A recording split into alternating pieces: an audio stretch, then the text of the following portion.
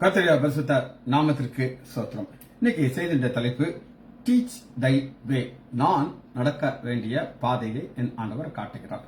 ஜெபத்தோடு இந்த செய்திக்குள்ளே கடந்து செல்வோம்.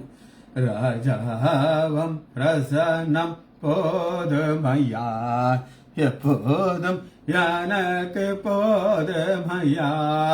இயேசு ராஜாவம் பிரசன்னம் போதுமையா, எப்போதும் எனக்கு போதுமையா.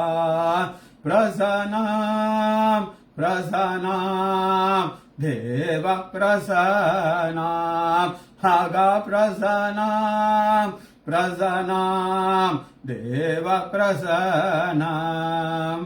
அதிகாலமே தேடுகிறேன், அதிகாலமே தேடுகிறேன், ஆர்வமுடன் நாடுகிறேன், ஆர்வமுடன் நாடுகிறேன். உபராம் உபிரா உபரவாரரா. உலகமெல்லாம் மாயையா, உலகமெல்லாம் மாயையா, அன்பு ஒன்றே போதுமையா, அன்பு ஒன்றே போதுமையா. உபரா உபிரா உபரவாரரா, அப்பரா உபரா பீகரகாரரா. எனம் அமை அறியணுமே, எனாம் அமை அறியணுமே, எனாம் கிட்டி சேரணுமே, எனாம் கிட்டி சேரணுமே. பிரசனாம் பிரசனாம் தேவ பிரசனாம். கரம் பிடித்த நாயகரே, கரம் பிடித்த நாயகரே, கைவிடாத தூயவரே, கைவிடாத தூயவரே. உமிரா உவரா உபரவாரரா. ஆட்கண்ட அதிசயமே, ஆட்கண்ட அதிசயமே, ஆறுதலே அடைக்கலமே, ஆறுதலே அடைக்கலமே. பாபரா பாபிரா பாபரபாரரா. துதிகளிலே வாழ்பவரே, துதிகளிலே வாழ்பவரே, துணையாளரே என் மனவாளரே, துணையாளரே என் மனவாளரே. உம்மரா உம்மரா ஓரமராரரா. அநாதி தேவன் அடைக்கலமே, அநாதி தேவன் அடைக்கலமே. அவர் புயங்கள் ஆதாரமே, அவர் புயங்கள் ஆதாரமே. இம்மாரா இம்மாரா ஈகரகாரரா. சகாயம் செய்யும் கேடகமே, சகாயம் செய்யும் கேடகமே. மகிமை நிறை பட்டயமே, மகிமை நிறை பட்டயமே. உபரா உபிரா உபரவாரரா. உக்கரா உபரா ஊரிரராரரா. சீர்படுத்தம் சிருஷ்டிகரே, சீர்படுத்தம் சிருஷ்டிகரே. ஸ்திரப்படுத்தம் துணையாளரே, ஸ்திரப்படுத்தம் துணையாளரே. இயேசுவின் நாமத்தினாலே ஜெபங்கள் பிதாவே, ஆமென். கர்த்தருடைய பரிசுத்த நாமத்திற்கு ஸ்தோத்திரம். லீலா அம்மாள் praise Lord, Kavitha sister praise Lord, Nagarathnam அம்மாள் praise Lord, Selvi teacher praise Lord, Arokiyaraj brother praise Lord. இன்னைக்கு நம்முடைய செய்தியுடைய தலைப்பு டீச் தை வே. பாதையை எங்களுக்கு காட்டும் ஆண்டவரே. இது ஒரு ஜெபம். வாசிப்போமா? சங்கீதம் 32வது அதிகாரத்துல 8-9. சங்கீதம் 32:8-9. நான் உனக்கு போதித்து நீ நடக்க வேண்டிய வழி, நீ நடக்க வேண்டிய, நம்ம நடக்க வேண்டிய பாதையை உனக்கு காட்டுவேன். உன்மேல் என் கண்களை வாய்த்து உனக்கு ஆலோசனை சொல்லுவேன். சொல்லிட்டு அடுத்த வசனம், இது மனுஷன் போல இருக்கிற மிருகம். உங்களுக்கு பல செய்திகள் நான் சொல்லியிருக்கேன். ஆண்டவர் ஒரு சில மனுஷர்களை மிருகத்தப்புல பார்க்கிறார். ஏன்னா அது டஃப்பான கேரக்டர், கடினமான மக்கள், அவனுக்கு என்ன தேவைங்கிறத காட்டுறாரு. வாரினாலும் கடிவாளத்தினாலும் வாய் கட்டப்பட்டாலே ஒளி, உன் கிட்டே சேராத புத்தி இல்லாத குதிரையை போலவும் கோவேறு கழுதையை போலும் இருக்கலாம். குதிரை கழுதை, நம்மளை யாராவது கழுதைன்னு கூப்பிட்டா எப்படி இருக்கும்? குதிரைனா ஓரளவு சந்தோஷமா இருக்கும். கழுதை அது புத்தி இல்லாத குதிரை அப்படின்னா அது ஒரு காட்டு குதிரை, அது இஷ்டத்துக்கு வரணும். நம்ம ஏற்கனவே WWWங்கிற செய்தி நமக்கு சொல்லியிருக்கு. அதுலயும் இதுலயும் இணைச்சு பார்த்தீங்கன்னா தெரியும் உங்களுக்கு, புத்தி இல்லாத கழுதை. இப்போ ஆண்டவர் அவர் கண்களை ஒரு கூட்டத்தார் மேல வைத்துக் கொண்டே இருக்கிறார். அந்த கூட்டத்தார் மேல கண்களை வைத்து அவருக்கு என்ன சொல்லுகிறார் அப்படின்னு கேட்டீங்கன்னா, நான் உனக்கு, ஆண்டவர் உனக்கு அப்படின்னா ஒவ்வொருத்தருக்கும் தனித்தனியா எத்தனையோ பேர் இருக்கும். எனக்கு ஒரு பாதை, உங்களுக்கு ஒரு பாதை, என் பாதை டோட்டலா வேற, உங்க பாதை டோட்டலா வேற. இந்த பாதையில தான் நான் செல்லணும். எனக்கு பிடிக்குதோ பிடிக்கல, ஏன்னா ஆண்டவர் இந்த பாதையில கொண்டாடுறாரு. நான் உனக்கு போதித்து நீ நடக்க வேண்டிய வழியை உனக்கு காட்டு. அந்த வழியை காட்டும் போது நிறைய நேரம் ஒரு சிலருக்கு அது பிடிக்காது. சரி, இது ஒரு பக்கம் இருக்குது. ஆண்டவருடைய கண்கள் நம்ம மேல இருந்தா நம்முடைய கண்கள் எங்க இருக்கணும்? அதான் அர்த்தம். நம்முடைய கண்கள் எங்கே இருக்கணும் அப்படின்னு நீங்க கேட்டீங்கன்னா, வாசிப்போமா? 123வது சங்கீதம் 123.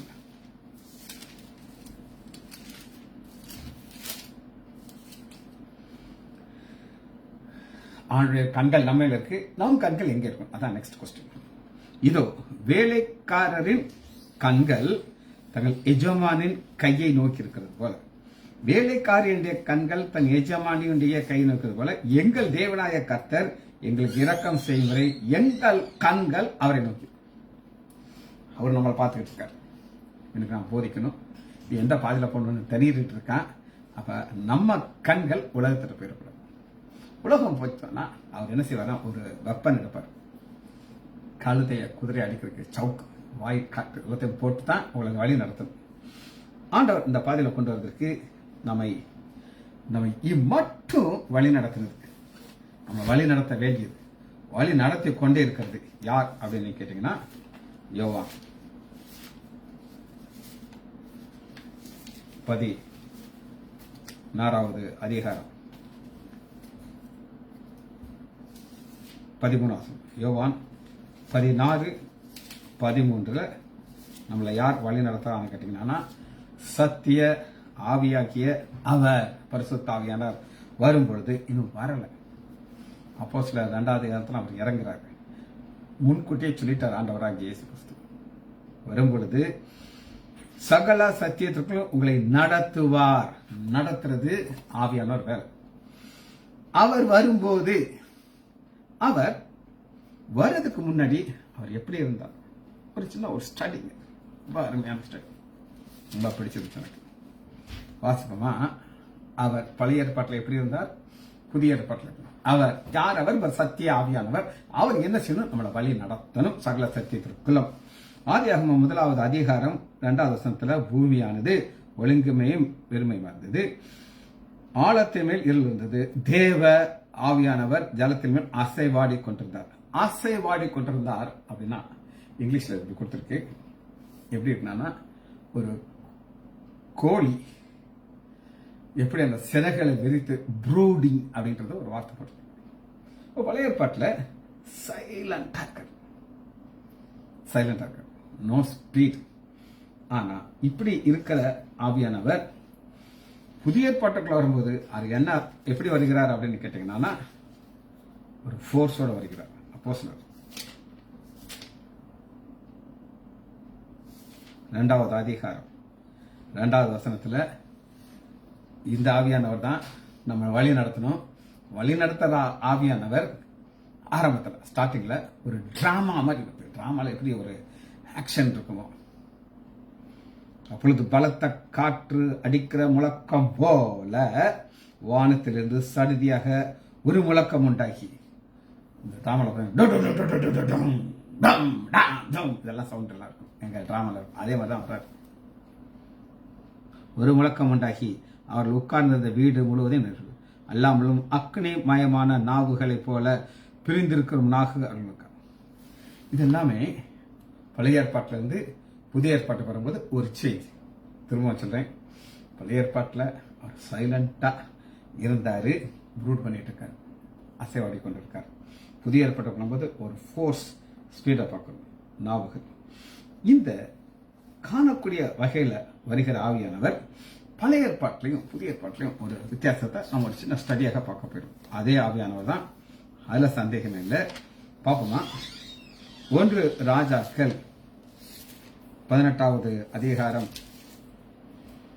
38வது வசனம். 18:38 எலியா தீர்க்கதரிசி ஒரு சேலஞ்சு கொடுக்கிறார். என் ஆண்டவர், என் கர்த்தர் யார் அப்படின்னு சேலஞ்ச் பண்றார். இந்த பாகாலுடைய தீர்க்கதரிசிலாம் ஒரே டான்ஸ் போடுறாங்க, கீறாங்க, என்ன வச்சுறாங்க, கிண்டல் பண்ணிட்டு இருக்காரு. இவர் ஒரு ஜெபத்தை போடுகிறார். என்ன ஜெபத்தை போடுகிறார் அப்படின்னு கேட்டீங்கன்னா 37 கர்த்தாவே நீர் தேவனாய கர்த்தர் தங்கள் இருதயங்களை மறுபடியும் திருப்பினர் என்று இந்த வேளை ஜனங்கள் அறியும்படி என்னை கேட்டாலும் என்னை கேட்டாலும். அப்பொழுது கர்த்தர் இடத்தில் இருந்து அக்னி ஆக்ஷன். பழைய பாட்டுல ஒரு ஆக்ஷன். இந்த ஆக்ஷன் எங்க இருந்து வருதுன்னு கேட்டீங்கன்னா பரலோகத்திலிருந்து வருது. திரும்ப செய்தி நான் ஷார்ட்டா சொல்றேன். நாம் நடக்க வேண்டிய வழி நம்ம இருக்குது. நமக்கு தெரியாது. நான் 2வது ரட்சிக்கப்பட்டேன். பைபிள் என்னன்னு தெரியாது, பைபிள் எப்படி வாசிக்கணும் தெரியாது. ஆனா அன்னையிலிருந்து இன்னைக்கு வர 2000 இன்னைக்கு வர அருமையாக நடத்தினாரு. அது எப்படின்னா பல நேரங்களில் வித்தியாசமா, அதான் ஒரு கோர்வேறு கழுதையை போலையும் ஒரு குதிரை போல இருக்காங்க. இதுக்கு அடி தேவை. அப்படி அடி இல்லாம நம்ம நடத்துறது பரிசுத்த ஆவியானவர் நமக்கு தேவை. அந்த ஆவியானவர் எப்படி நடத்துகிறார் அங்கிறத நம்ம பார்த்து கொண்டிருக்கிறோம். ஒரு டிராமாட்டிக், வானத்திலிருந்து அக்னியை போல இறங்கி வருகிறார், நாவை போல இறங்கி அந்த விடா போல நடத்துறார். அதே மாதிரி எலியா ஜெபம் பண்ணும் பொழுது ஒரு டிராமாட்டிக்கா வருது. ஆனா அதே எலியா அடுத்த அதிகாரத்துக்கு வரும்போது பாத்தீங்கன்னா அதே ஆண்டவர் தான் இடைப்படுகிறார். இடைப்படும் போது அவர் எங்க அவர் வந்துட்டார், மக்களும் இருக்கார். அவன் சூற செடிக்குள்ள இருக்கான், குகைக்குள்ள படுத்து கிடக்காரு. ஆண்டவர் சொல்ற உனக்கு என்னையா வேலை எங்கிறாரு. பேசுறாரு பேசுறாரு பேசுறாரு. பாருங்க 19வது அதிகாரம் 11வது வசனத்துல பருவதங்களை பிறக்கிழக்கிழமை வந்துருச்சு. ஆனாலும் அந்த காட்டுல கர்த்தர் இருக்கிறது. ஒரு பெரிய சவுண்ட் கேட்குது, டிராமா மாதிரி வருது. இல்ல, அவர் பூமி அதிர்ச்சியும் அவர் இல்ல. பூமியின் அதிர்ச்சிக்கு பின் அக்னி உண்டாயிற்று, அக்னியிலும் கர்த்தர் இல்லை. நம்ம இதெல்லாம் என்ன இதற்காக இதெல்லாம் சொல்றாருன்னா நம்மள ஒரே மாதிரி நடத்த மாட்டாங்க. ஒரு தடவை ஒரு அற்புதத்தை நடத்திடுறோம் நம்ம குடும்பத்துல, நம்ம வாழ்க்கையில நம்ம ஒரே குஷியாயிருவோம். அடுத்து 100 அது கிடையாது. ஆனா அவர் எங்க இருந்தாரு அப்படின்னு நீங்க கேட்டீங்கன்னா அக்னிக்கு பின் அமர்ந்திருந்த மெல்லிய சத்தம் உண்டாயிற்று. மெல்லிய சத்தம் இன்னைக்கு அப்படித்தான் செய்யறாரு. ஊழியத்துல உங்களை கொண்டு போறாரு. உண்மையிலேயே உங்களை அழைத்திருந்தாருனா முதல் உங்களுக்கு ஒரு வாஞ்சை இருக்கும், நான் ஊழிய செய்யக்கூடாது, அது நம்ம இருதயத்துல இருக்கும். அந்த வாஞ்சையை பார்த்து அவர் நம்மளை ஒரு பாதையில கொண்டு போவார். அந்த பாதையில ஒரு மெல்லிய சத்தத்துல உங்களையும் என்னையும் வழி நடத்துவார். எல்லாம் ஒரே மாதிரி இருக்கும்னு நீங்க எதிர்பார்க்க கூடாது. சரி, இதே மாதிரி புதிய ஏற்பாட்டில் இன்னொரு கான்செப்ட் உங்களுக்கு காட்டுறேன். ஒரு கம்பேரிசன் ஸ்டடிங்க. அப்போஸ்தலர் 9வது அதிகாரம் 3வது வசனத்துல சவுல பவுலாக மாற்றுவதற்கு என்ன செய்யறார் அப்படின்னு கேட்டீங்கன்னா, அவன் பிரயாணம் பெற்று போகுவது தமஸ்கு செல்வது சடுதியாக வானத்திலிருந்து ஒரு ஒளி அவனுக்கு சுற்று பிரார்த்தது. ஒரு சத்தத்தை கேட்கும், ஆண்டவர் பேசுறார். இது டிராமாட்டிக்கா இருக்கு. யோசிச்சு பாருங்களேன், அந்த சத்தம் ஒளி எப்படி இருக்கு அப்படின்னு கேட்டீங்கன்னா 9:3 ஒரு ஒளின்னு இருக்கு. ஒரு சத்தத்தை கேட்கிறார். 22வது அதிகாரம் 6வது வசனத்துல அப்போஸ்தலர் 22:6 அது பேரொளி அப்படின்னு சொல்றாரு. அதை எக்ஸ்பிளைன் பண்ண 11ஆவது வசனத்துல அந்த ஒளியின் மகிமை, அதுக்கு ஒரு ஃபோர்ஸ் இருக்குது. எங்க ஒரு லைட் போட்டிருக்கேன், அது என் முகத்தை கொஞ்சம் காட்டும். இது ஆஃப் பண்ணாலும் முடிஞ்சே தெரியாது. அதுக்கு தான், அது வேற ஒன்றும் கிடையாது. ஆனால் அந்த ஒளிக்கு ஒரு மகிமை இருக்குது. அந்த மகிமை எவ்வளவு ஃபோர்ஸான மகிமை அப்படின்னு கேட்டீங்கன்னா, அப்போ சில 26:13 சூரியனும் அதிகமாக இதெல்லாம் டிராமாட்டிக் ஃபோர்ஸ்ல வந்து ஆண்டவர் பிடிக்கிறாரு. இது இப்படி இருக்கணும் நீங்க எதிர்பார்க்க கூடாது. அதே பவுல் வந்து சவுல் பவுலா மாறிட்டார். சரி, அப்போஸ்தலர் 13வது அதிகாரம் 11வது வசனத்துல பாருங்க, ஒரு சம்பவத்தை நடக்குது. ஒரு மாய வித்தக்காரன் சொல்றாரு, இப்ப ஒரு ஜெபம் பண்ண உடனே சைலண்டா அவனுக்கு உண்டாக்குறான். இங்க எந்த ஃபோர்ஸும் டிராமாட்டிக் எதுவுமே கிடையாது. இதுதான் ஆண்டவர் கொண்டு போகிற ஒரு பாதை.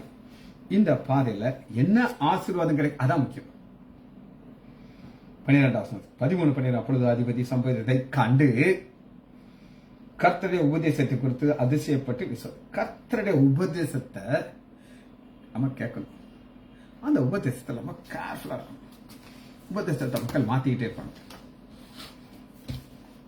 ஒரு முறை தி பெந்தெகோஸ்து சபைன்னு ஒன்று இருக்குங்க. தி பெந்தெகோஸ்து சபை, அவங்க கல்யாணம் கட்டக்கூடாதுன்னு ஒயிட் அண்ட் ஒயிட் தான் போடணும், நிறைய கண்டிஷன் போடுவாங்க. அது வர்றாரு, அது எனக்கு பல வருஷமா எனக்கு தெரியும். அவர் பெரிய மீசை வச்சிருப்பார். எங்கிட்ட வந்து சொல்றாரு, எங்க இதில் மீசை இருந்தால் ராபோஜனம் உங்களுக்கு கிடையாது அப்படின்ட்டாங்கன்னு சொல்லி. இப்போ மீசைக்கு ராபோஜனத்துக்கு என்னங்க வித்தியாசம் இருக்கு?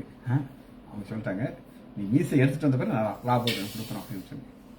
நான் சொன்னேன், ஆண்டவராகி இயேசு கிறிஸ்துவே இந்த சபைக்கு ராபோஜனத்தை போனால் கொடுக்க மாட்டாங்க, ஏன்னா அவருக்கு தாடி இருந்துச்சு.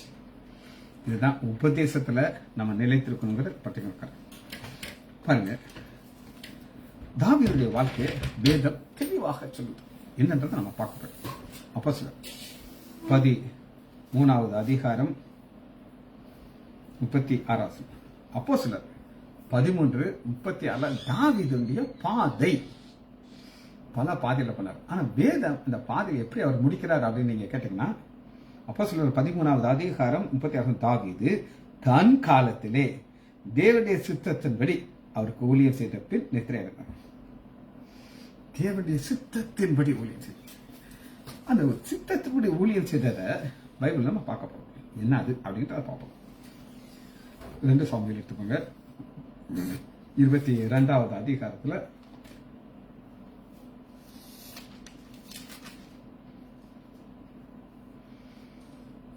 ஃபர்ஸ்ட் பாதையில, அந்த பாதையில எல்லா கஷ்டத்தையும் முடிக்கிறார் ஆண்டவர். 22வது அதிகாரம் 2 சாமுவேல் 22வது அதிகாரம் முதல் வசனத்துல கர்த்தர் தாவீதை அவனுடைய எல்லா சத்துருக்களுடைய கைக்கும் சவுளுடைய கைக்கும் நீங்களாக்கி விடுவித்த பொழுது அவன் கர்த்தருக்கு முன்பாக பாடின பாட்டு. நமக்கு பாதைன்னு ஆண்டவர் வச்சிருக்கார். எனக்கு நிறைய பாதைகள்லாம் போனேங்க. அவமானத்தின் பாதை, வெட்கத்தின் பாதை, எல்லாத்திலையும் போய் போய் போய் அன்னைக்கு ஒரு சமாதானம் பிடிச்சிருக்கேன். இப்ப நான் தைரியமா சொல்ல முடியும், தாவீது எப்படி தைரியமாக ஆண்டவருடைய சித்தத்தை அவர் செய்து முடித்தார்கள் நம்ம பார்க்கப்படும். 2 சாமுவேல் 22வது அதிகாரம் 2வது வசனம், கர்த்தர் என் கண்மலை, என் கோட்டை, என் ரட்சகருமானவர். இந்த என்ங்கிறது என்ன அப்படின்னு கேட்டீங்கன்னா, அவர் என்னுடைய கடவுள். அநேக நேரம் மக்கள் விசுவாசத்துல போயிட்டு இருப்பாங்க, டைரக்ஷன் மாற்றி விட்டுருவாங்க. எங்க ஹாஸ்பிட்டலில் ஒரு பொண்ணு இருக்காங்க, நல்ல கர்த்தவ பொண்ணு. அவளுக்கு திருமணம் பிந்திக் கொண்டே இருந்துச்சு. பக்கத்தில் எங்கள் தெருவில் ஒரு குண்டா ஒரு அம்மா இருக்கும், தசைசில். அது சொல்லிச்சு, என் கூட ஒரு கோயிலுக்கு வா, அங்கே விளக்கு போடு, உனக்கு கல்யாணம் நடக்குச்சு. இதுவும் அந்த எண்ணை விட்டுட்டு அங்கே போயிட்டான். அங்கே போய் திருமணத்தில் பிறகு அவர் பட்ட பாடுகள் எல்லாம், கஷ்டத்துக்கெல்லாம் அளவு இல்லை. இப்போ திரும்ப எங்கள் ஆஸ்பத்திரிக்கு வந்துட்டா வேலைக்கு. இதுக்காக சொல்றேன், என் ரட்சகருமான ரட்சகர் விடுதலை கொடுக்கிறார், கஷ்டத்துல இருந்து விடுதலை கொடுக்கிறார். இதெல்லாமே பாதை. 3வது தேவரீர் நான் நம்பி இருக்கிற துருகம், நம்பி இருக்கிற நம்பிக்கை அவர் மேல இருக்கணுங்க. அவர் என்னை கொன்று போட்டாலும் நான் அவர் மேல் நம்பிக்கை இருப்பேன். யோபுடைய ஸ்டேட்மெண்ட். தானியேல் அக்னி சொல்லி போடுறதுக்கு முன்னாடி அவங்க சொல்றாங்க, அவர் எங்களை விடுவிக்காமல் போனாலும் அவர் தான் கேட்கணும். இதுதான் நம்பி இருக்கிற நம்பிக்கை. இதனால் இந்த பாதையில போனாருங்க, நம்பி இருக்காருன்னு சொல்ற பாதை. துருகம் என் கேடகம், என் ரட்சகம் கொம்பு, என் உயர்ந்த அடைக்கலம், என் புகலிடம், ரட்சகம், என்னை வல்லடிக்கு நீங்களாக்கி வல்லடி. இந்த 3வது வசனம் முழுவதும் நீங்க பாத்தீங்கன்னா யுத்தத்தின் வார்த்தைங்க. யுத்தத்தின் வார்த்தையில போறாரு, பல யுத்தத்தை நடத்துறாரு. ஆனா அவர் தன்னை எந்த யுத்தத்திலையும் ஒரு சின்ன சிராஜ் கூட ஆக்காம அவரை காப்பாற்றினார். அதனால அவர் என்னுடைய அடைக்கலம், என்னுடைய கேடகம் மாத்திடுறது.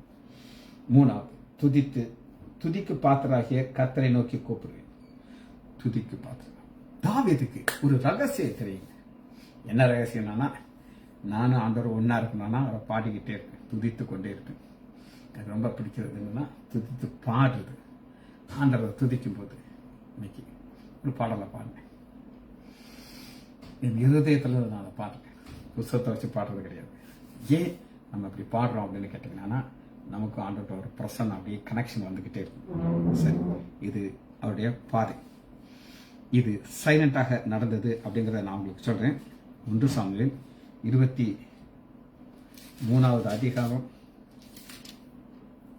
டிராமாட்டிக்கா இல்லாம ஆண்டவர் எப்படி அவரை பாதுகாத்தான்னு சொல்லி கேட்டீங்க. 1 சாமுவேல் 20 இதுல பாத்தீங்கன்னா எல்லா சத்ரு பிளஸ் சவுல ஸ்பெஷலா போட்டுருக்கா, அதான் மேஜரான பிரச்சனை உண்டாக்குறது. 1 சாமுவேல் 23வது அதிகாரம் 26 நான் உங்களுக்கு வாசிக்கிறேன். தாவீது பயந்து போயிட்டு இருக்காரு. சவுல் மாமனார் ஒரு பக்கம் வந்துகிட்டே இருக்கார். ஒரு மலை, 2 பேரும் சந்திக்கிறாங்க, முகமுகமா சந்திக்கிறாங்க. 1 செகண்ட் தான் போட்டு தள்ளுறதுக்கு.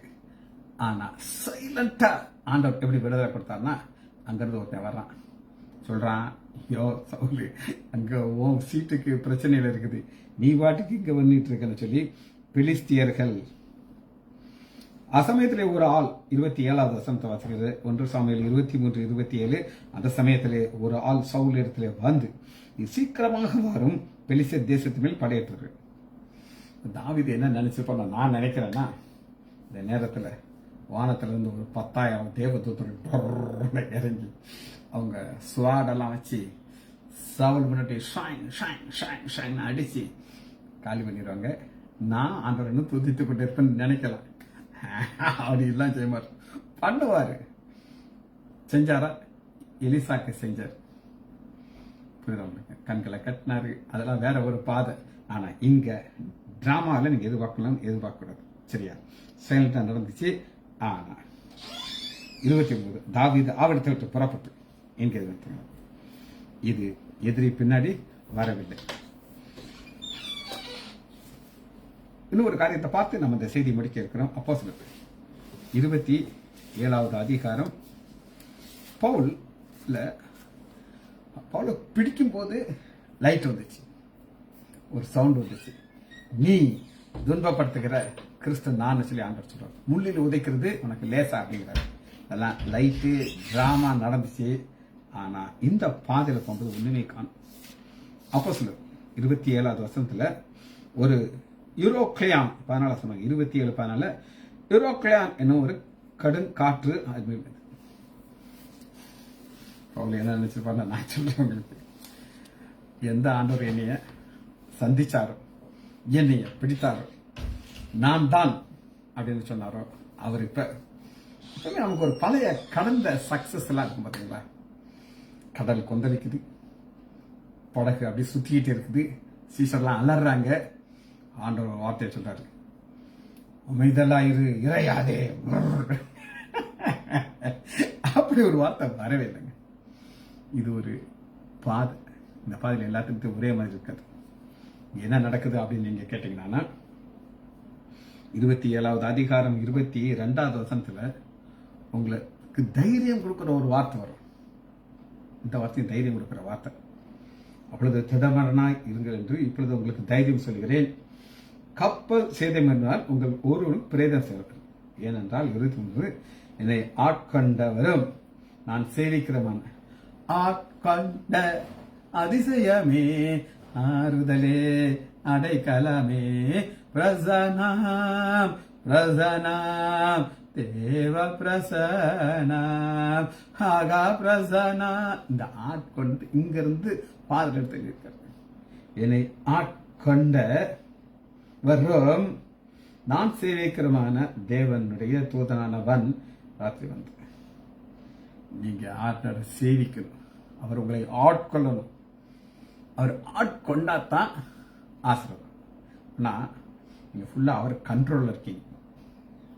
ஆண்டோடைய கண்ட்ரோல் இருந்தா தான் முடியும். ஏனோ தானோன்னு வாழ்க்கை வாழலாம். நான் அப்படித்தான் இருந்தேன். ஆனா இப்ப அப்படி கிடையாது. என்னை ஆண்டவர் எதற்காக பிடித்தான்னு எனக்கு தெரியும். அதை நான் பிடித்துக்கூட தொடர்ந்து ஓடணும். சரி, தொடர்ந்து பார்த்து முடிக்க இருக்கிறோம். 24 போலே பயப்படாதே, நீ ராயனுக்கு முன்பாக நிற்க வேண்டும். இதோ உன்னோட கூட யாத்திரை பண்ணுகிற யாவரையும் தேவன் உனக்கு தயவு பண்ணினார். அப்ப பவுல்னால கூட இருக்கிற அத்தனை பேருக்கு ஆசீர்வாதம். இன்னைக்கு உங்களால நீங்க இருக்கிற ஒரு ஆசீர்வாதம் வரும். ஆனா அதுக்கு நீங்க நிறைய நேரம் சில எதிர்பார்ப்புகளை கரெக்டா வச்சுக்கணும். ஒரு பாதையில கொண்டு போறாரா, 26 வருஷங்களை என்னை கொண்டு போயிட்டார். இனி கொண்டு போவார். நானும் என் மகனும் ஏதாவது ஒரு பிரச்சனையை பத்தி பேசிட்டு இருப்போம். கடைசியில் எப்படி நிப்பாட்டுவா என் மகன் கேட்டீங்கன்னா, எப்பா இம்மட்டும் உதவினை எப்படி சார் இனியே நடத்தப்பா விட்டுருவோம் பார்த்தா லூஸ் விட்டுருக்கேன் அதை சொல்லிட்டு அதுக்கு நாங்கள் பத்தி பேச மாட்டோம். பாருங்க 44வது வசனத்தை வாசிக்கிறவங்களுக்கு அப்போஸ்தலர் 27:44 மற்றவர்கள் சிலர் பலகையின் மேலும் கப்பல் வந்து கட்டுறாங்க. எல்லோரும் தப்பி கரையில் சென்று எல்லோரும் ஒண்ணு கூட ஆண்ட கொடுத்த பாதை தான். இந்த வசனத்தை மட்டும் வாசிச்சுட்டு நம்ம இந்த செய்தி முடிக்க போயிடும். சங்கீதம் 32:8